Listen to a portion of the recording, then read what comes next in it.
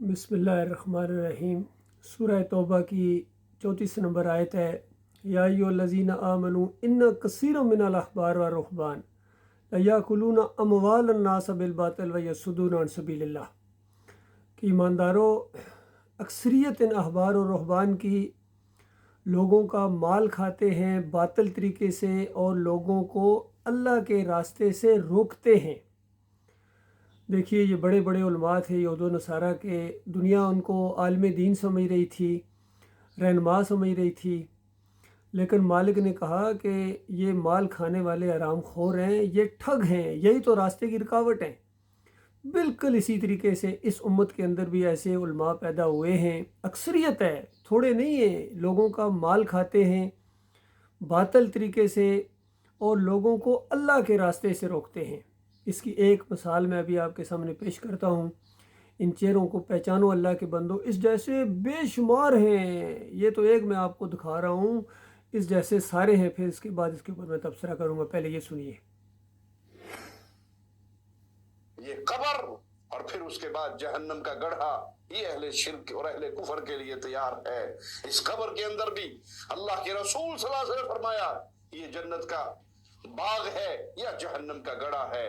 जो कुफर और शिर्क करता हुआ इसमें गया तो ये कब्र जहन्नम का गड्ढा बनेगा, और क़यामत के दिन अहले शिर्क को अल्लाह जहन्नम की आग में जलाएगा।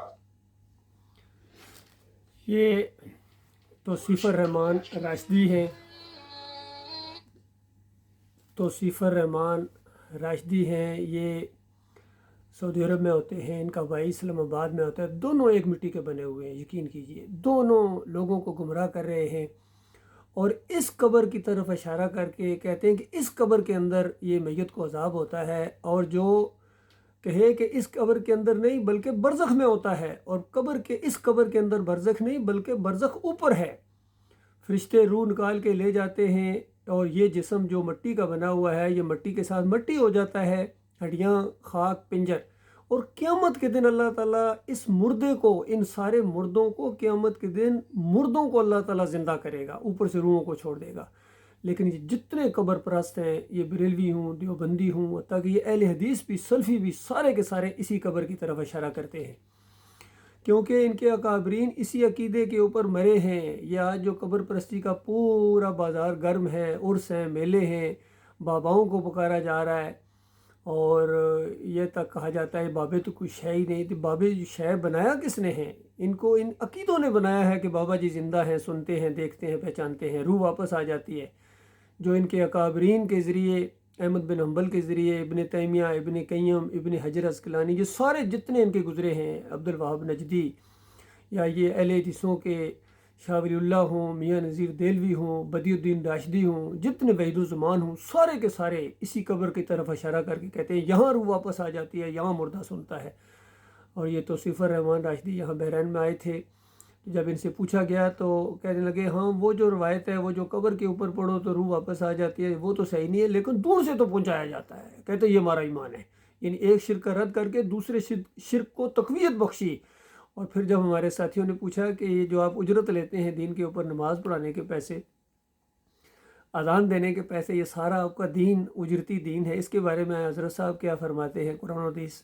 तो एकदम इसकी टांगें कांपना शुरू हो गई और किसी एक ऐसी किताब का हवाला दिया, फ़लाँ किताब पढ़ लेना, बताओ जो कुरान क्या कहता है। कुरान तो इस अकीदे को और उजरत को रद्द करता है। इसी वजह से ये डॉक्टर मुसद्दुद्दीन उस्मानी रहमतुल्लाह अलैह के ख़िलाफ़ ये अपनी भड़ास निकालते रहते हैं, क्योंकि उन्होंने इनके पेट के ऊपर लात मारी है। उन्होंने फतवा दिया है कुरान और हदीस के मुताबिक कि वो इमाम जो इमामत के ऊपर पैसे लेता है, वो मुअज़्ज़िन जो अज़ान के ऊपर पैसे लेता है, और जो आलिम दीन है, कोई दीन की तालीम दे के उसके तनख्वाह लेता है, उजरत लेता है, तो वो हराम खोर है। वो शेखुल कुरान नहीं, वो हराम खोर है, कहा करते थे डॉक्टर साहब। और बिल्कुल इसी तरीके से फतवा अल हदाया के अंदर इमाम अबू हनीफा रहमतुल्लाह अलैह का। तो ये सारे जितने उजरती हैं, ये इसी वजह से लोगों की मर्ज़ी के मुताबिक ये दीन पेश करते हैं, कब्र परस्ती का मवाद फराहम करते हैं। कोई इनकी किताब उठा कर देखो, यकीन कीजिए, जो अकीदे के ऊपर हो, ये चैलेंज है। बरेलवियों के बड़े हों, आला हज़रत हों, या कासिम नानोतवी हों, नीचे गंगोई हों, अशरफ अली थानवी हों, ज़करिया साहब कांदलवी हों, जितने भी हैं, इनकी किताबें भरी पड़ी हैं इस कब्र परस्ती के मवाद से। ये वो शिरक है جس کے اوپر آج یہ سارے قائم ہیں. اور یہ وہ لوگ ہیں جن کے بارے میں علی انجینئر صاحب کہتے ہیں میں ان کو اپنا امام مانتا ہوں, چندہ بھی دیتا ہوں. یعنی دین پر کماتے بھی ہیں اور دین پر تھوڑا بہت لگاتے بھی ہیں, کرپشن کرتے بھی ہیں اور تھوڑا بہت لگا بھی دیتے ہیں. تو اس لیے لوگ ان کے پیچھے دوڑتے ہیں, چاہے یہ دنیا دار کرپٹ ہوں, سیاسی لوگ ہوں, چاہے یہ مذہبی کرپٹ ہوں. یاد رکھیے مذہبی کرپٹ آپ کی دنیا بھی برداشت کرے گا, اپنی آخرت بھی برداشت کرے گا.